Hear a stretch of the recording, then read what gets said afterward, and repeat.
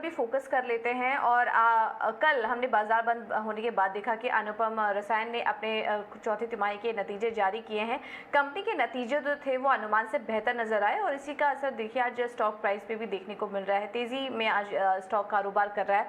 तिमाही आधार पर देखेंगे तो कंसोलिडेटेड मुनाफे में करीब 22% की बढ़ोतरी हुई है।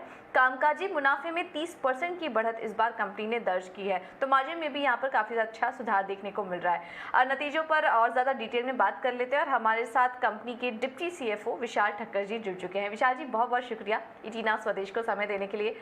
इस तिमाही काफी शानदार नंबर्स हमने देखने को मिले हैं। क्या कुछ फैक्टर्स थे जिसकी वजह से जिसकी वजह से ये प्रदर्शन देखने को मिला? और मार्जिन के फ्रंट पर भी आपसे सवाल पूछना चाहेंगे, ये जो नंबर्स इस बार हम देख रहे हैं क्या ये आने वाले समय में भी सस्टेनेबल है, स्थिर रहेंगे या फिर यहाँ पे कुछ प्रेशर आप देख रहे हैं?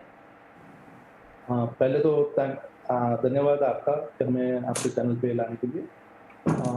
इंटर्न अभी जो आप बात कर रहे थे हमारे नंबर्स की बात कर रहे थे, तो नंबर्स में ये जो नंबर्स आप देख रहे हो वो अगर आप देखें तो हमने पहले भी यही गाइडेंस दिया था। और ये कारण ये है कि हमारा जो बिजनेस मॉडल है वो बिजनेस मॉडल में हमारे लॉन्ग टर्म कॉन्ट्रैक्ट्स होते हैं ज़्यादातर, जिसके जिसके जिसके वजह से हमारे जो रेवेन्यू ग्रोथ है या हमारा जो मार्जिन है वो नॉर्मली प्रोटेक्टेड रहता है। हमारे जो भी कॉस्ट एस्केलेशंस भी आते हैं, इंक्लूडिंग अगर आपका जो आपके जो लॉजिस्टिक्स कॉस्ट है या आपके जो बाकी सब कॉस्ट है वो भी पास थ्रू हो जाती है। तो उसके चलते आप अगर देखेंगे तो हमारे रेवेन्यू और EBITDA मार्जिन जो आप कहते हैं वो दोनों नंबर्स बहुत ही रोबस्ट रहते हैं। तो यही कारण रहा है। और आगे भी हम ये देखेंगे कि हमारे ये जो लास्ट क्वार्टर आप जो बात करें उसमें थोड़ा सा ज्यादा रिजल्ट में सुधार आया है, जो हम मानते हैं कि वो आगे जाके नॉर्मलाइज हो जाएगा रादर देन ये कंटिन्यूअसली आप 33% नहीं देखेंगे। मोटा मोटी आप 27 से 29 के बीच में आप देखेंगे वो दो नंबर को। तो ये हमारा ये अनुमान रहेगा इस पर। ठीक है, तो नॉर्मलाइज्ड मार्जिन्स और रेवेन्यू फ्रंट पे भी देखने को मिल सकता है। नमस्कार विशाल जी, मैं सृष्टि बात कर रही हूँ। आगे के लिए कोई अगर आप आय की गाइडेंस दे पाएंगे तो वो हेल्पफुल रहेगा। और साथ ही FY23 में हम कितने मॉलिक्यूल्स का कॉमर्शलाइजेशन देख सकते हैं, उस पर कोई आपका आउटलुक है? हाँ, तो सृष्टि अगर आप देखें तो इस साल में हमने 4 मॉलिक्यूल्स कमर्शलाइज किए थे और अगले साल में भी हम एक्सपेक्ट कर रहे हैं कि अराउंड 6 मॉलिक्यूल्स हम और कमर्शलाइज कर पाएं। आप अगर ग्रोथ की बात करें तो मैं स्पेसिफिक ग्रोथ से मैं ये बोलना चाहूँगा कि हमारा अगर आप देखें हिस्टोरिकली हमने 25% से ज़्यादा हमारा ग्रोथ रेट रहा है अभी पिछले 5 साल में हमारा CAGR। हम एक्सपेक्ट करेंगे कि वो ग्रोथ ट्रेजेक्टरी को हम मेंटेन कर पाए।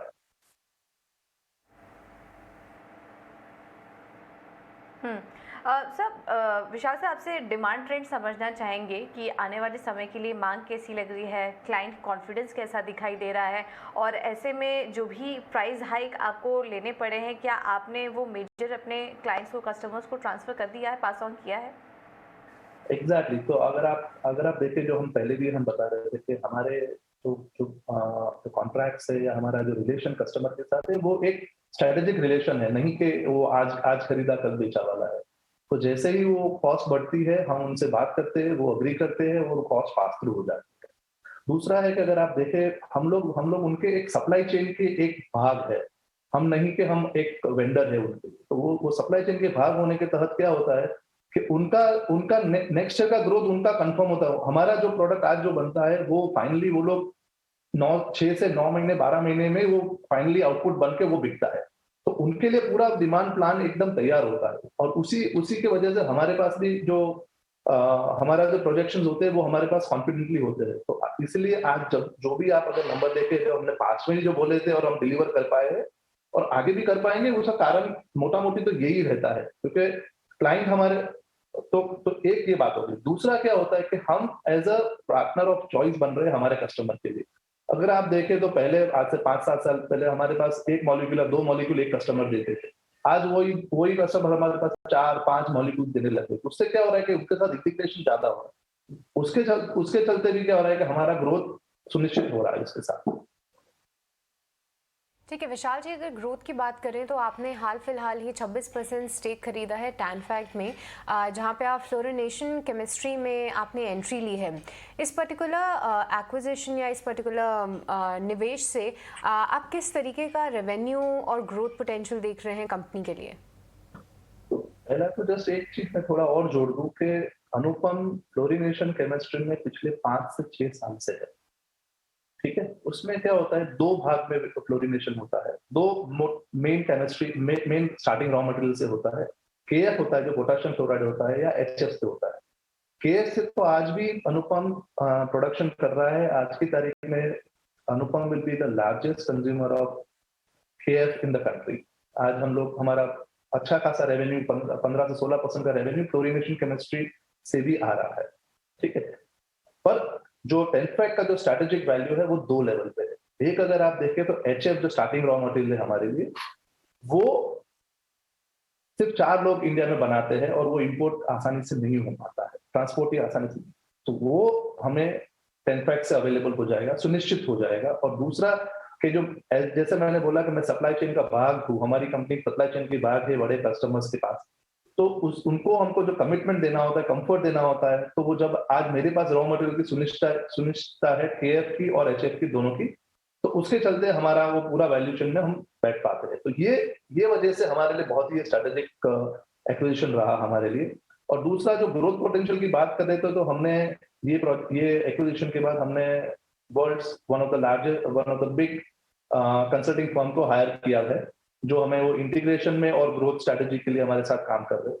उनका अनुमान ये है, और ज्यादातर हम मानना चाहेंगे वो कि सही हो, उनका अनुमान ये है कि अगर सिर्फ 3 सेगमेंट, पॉलीमर, फार्मा और एग्रोकेम, ये तीन ही एप्लीकेशन में जो केमिस्ट्रीज में हम लोग स्ट्रांग है, अगर हम उस पर ही फोकस करें तो भी उसके अंदर 1700 से 2000 करोड़ का रेवेन्यू की पोटेंशियल हमारे लिए हो सकती है। और ये जो मार्केट साइज है, जो हम लोग एड्रेसेबल मार्केट बोलते हैं, वो 4 से 5 बिलियन डॉलर का टोटल एड्रेसेबल मार्केट है, ये तीनों कैटेगरी में, जहां पे हमारा स्ट्रेंथ हो सकता है। तो ये जो अपॉर्चुनिटी बड़ी है हमारे लिए, नहीं कि वो आज के आज हमको सब कुछ मिलेगा, बट अगले 3, 5, 6 साल में ये नंबर्स को हम करने की कोशिश करेंगे। बिल्कुल। विशाल जी, ये तो बात हुई इस एक्विजिशन की, और क्या ग्रोथ प्लान्स हैं आपके? हम पे कहीं पढ़ रहे थे कि कंपनी की करीब 2500 करोड़ के कैपेक्स की योजनाएं भी हैं। क्या उस पर कुछ और डिटेल्स हमें हमारे साथ शेयर कर सकते हैं कि ये जो योजना है आपकी, इसको किस तरह से आप फंड करेंगे? क्या कुछ फंड रेजिंग प्लान्स भी हैं आपके? पहला तो वो 2500 करोड़ नहीं, 250 करोड़ है, 2500 मिलियन है मेरे हिसाब से, शायद मेरी गलती हो सकती, शायद वो नंबर्स में ये हो, बट 250 करोड़ का केपेक्स है, which is a normal capex for my growth plan. अभी आपने देखा होगा तो हमने एलओआई जो साइन किए है, उसको डिलीवर करने के लिए इतना केपेक्स हमें करना पड़ेगा। और वो केपेक्स तो नॉर्मल हमारे इंटरनल अप्रूवल से, और थोड़ा बहुत अगर शायद डेट लेना पड़े तो, वरना ज्यादातर नॉर्मल इंटरनल अप्रूवल से हो जाना चाहिए, ये हमारा अनुमान है। ठीक है विशाल जी, आपका बहुत बहुत शुक्रिया हमारे साथ जुड़ने के लिए और नतीजों पे आगे का आउटलुक शेयर करने के लिए। तो कंपनी का कहना है कि आगे चल के मार्जिन्स थोड़े से नॉर्मलाइज होते हुए नजर आएंगे, बट साथ ही कंपनी का काफ़ी रोबस्ट केपेक्स प्लान है। फ्लोरिनेशन के सेगमेंट में भी कई सारे अलग अलग सेगमेंट्स में एंट्री कर रही है, जिससे इनकी इम्पोर्ट डिपेंडेंस भी आगे चल के कम होगी और इंटीग्रेशन का भी सहारा मिलेगा। तो ये थी रही अनुपम रसायन की बात। अच्छे नतीजों के बाद स्टॉक में करीब 2.5% की मजबूती बरकरार है। पर चलिए अब आगे बढ़ते हैं और दूसरी व्हाट्सएप क्वेरी लेंगे, जो कि